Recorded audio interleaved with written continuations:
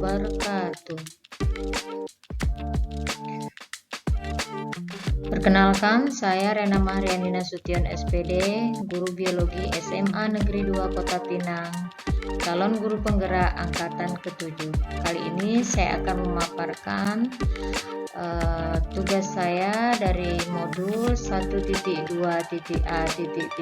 mulai dari diri, nilai-nilai, dan peran guru penggerak. Adapun pengajar praktik saya adalah Ibu Ella Ladisaura dan fasilitator saya adalah Ibu Santi Sulastri.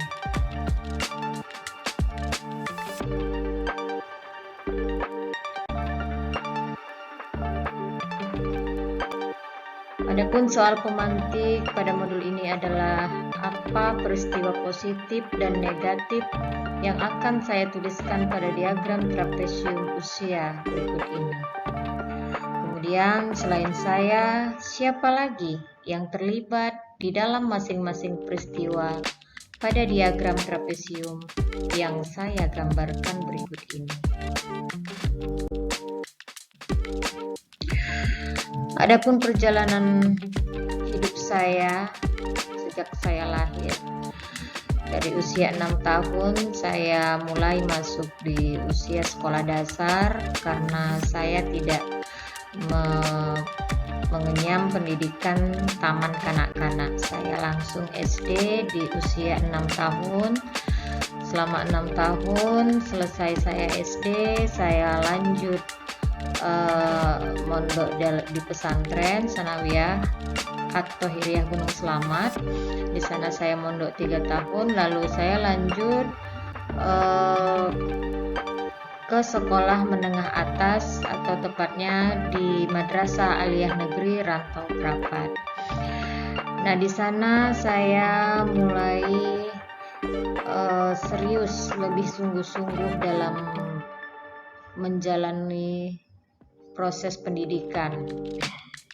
Sejak SD hingga saya SMA, saya terbiasa berada memperoleh ranking atau istilahnya peringkat kelas dalam zona 10 besar.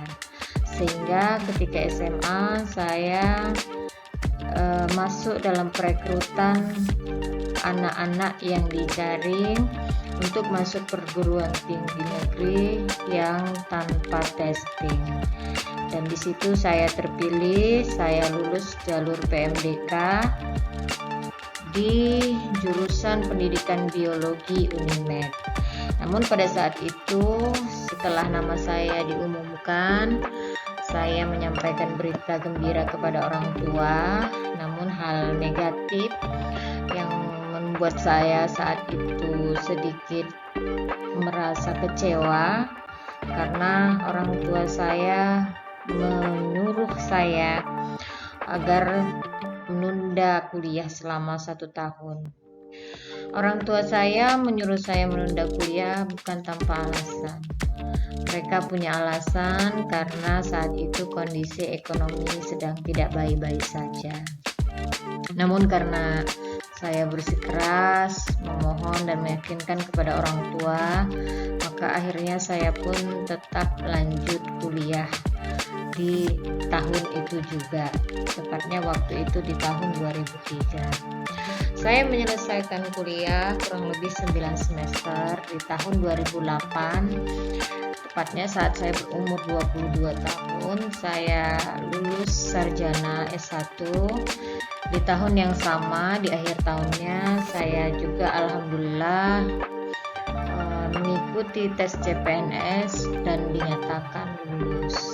Sejak saat itu, dari tahun 2023, sejak SK saya turun, hingga saat ini saya aktif bekerja dalam profesi saya, yaitu sebagai guru SMA Negeri 2 Kota Pinang.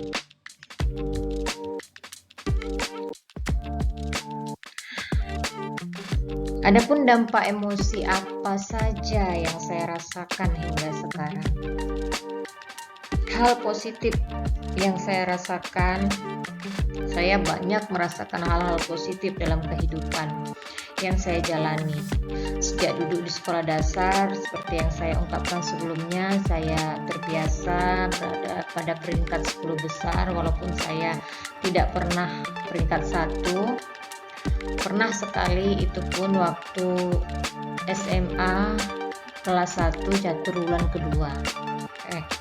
Catur bulan kedua. Nah,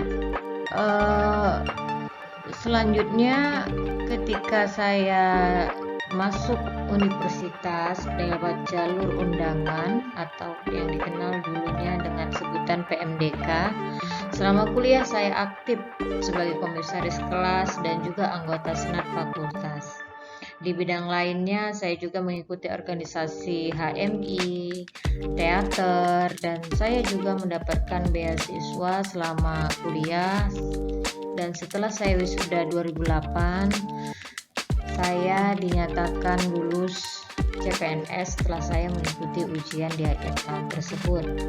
Lalu SK pertama kali saya ditempatkan di SMP Negeri 4 Torgamba hingga tahun 2013 akhir. Setelah itu saya usul pindah ke SMA Negeri 2 Kota Pinang sejak 2014 hingga saat ini. Hal positif lainnya yang saya rasakan saat saya lulus sertifikasi pada tahun 2019. Dan hal positif tahun ini adalah saya dinyatakan lulus menjadi calon guru penggerak angkatan 7. Ini adalah hal-hal positif di antara banyak hal positif lainnya yang saya peroleh dalam kehidupan ini. Jika ada hal positif, tentu ada hal negatif. Walaupun hal negatif tersebut bisa berubah menjadi hal positif. Seperti yang saya sampaikan sebelumnya, ketika saya SMA atau MAN saat itu, pada saat nama saya diumumkan menjadi salah satu siswa yang lulus jalur undangan ke jurusan pendidikan biologi UNIMED, tidak berselang lama ayah saya menyarankan agar saya menunda kuliah selama setahun karena kurangnya biaya. Tetapi karena saya yakin dan meyakinkan orang tua agar saya tetap lanjut dengan keterbatasan, maka kami pun membuat komitmen saya lanjut kuliah dengan catatan tinggal di rumah saudara agar biaya kuliah atau biaya kos bisa lebih berkurang.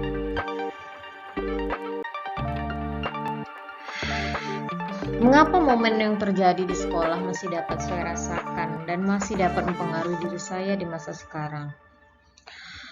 Karena peristiwa tersebut masih membekas dan memberikan kesan yang mendalam dalam ingatan memori, dan hal tersebut dapat mempengaruhi sedikit banyaknya karakter saya.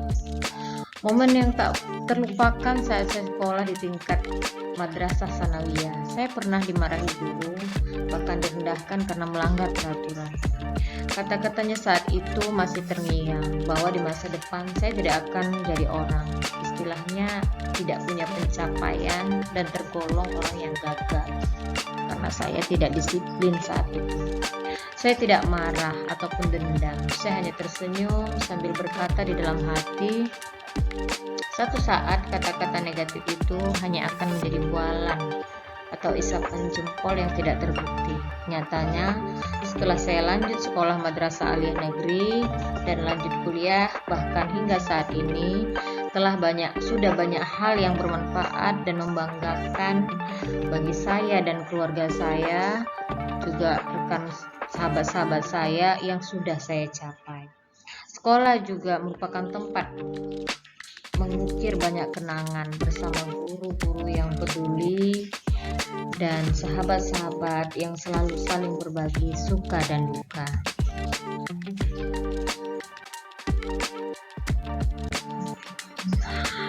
Adapun soal nomor 5, menurut Anda atau menurut saya, apa saja peran dari seorang guru jika dikaitkan dengan trapesium usia? Menurut saya, peran guru yang pertama adalah harus mampu memberikan pendidikan sesuai dengan kodrat alam dan kodrat zaman. kepada anak didik, terutama pada tingkat SD, SMP, dan juga sekolah menengah atas. Dengan memberikan kepercayaan, arahan, dan mengeksplor lebih jauh, maka potensi pada diri anak dapat muncul dan mencapai tingkat tertinggi. Guru merupakan role model yang akan selalu dilihat dan ditiru, baik perkataan sampai pada perbuatan. Untuk itu, sebagai seorang guru harus menjadi teladan yang baik bagi siswa dalam penanaman budi pekerti serta menjadi pendidik yang sesuai dengan filosofi Ki Hajar Dewantara. Ing Arso Sung Tulodo, ing Madya Mangunkarsa, Tuturi Handayani. Kemudian guru harus berusaha memberikan pendidikan yang merdeka dan terarah kepada anak didiknya. Anak didik mempunyai gaya belajar yang beraneka ragam, seperti audio visual, dan kinestetik. Tugas guru untuk mendesain pembelajaran yang mampu mengkoordinir gaya belajar anak yang beraneka ragam. Terakhir, bagaimana saya menuliskan nilai-nilai yang saya yakini sebagai guru dalam 1 atau 2 kalimat menggunakan kata guru, murid, belajar, makna, dan peran. Guru yang menginspirasi adalah guru yang senantiasa belajar agar bisa memberikan teladan dan nasihat yang penuh makna dalam proses pembelajaran dan kehidupan, sehingga dapat membentuk karakter dan kepribadian murid dalam perannya di kehidupan bermasyarakat.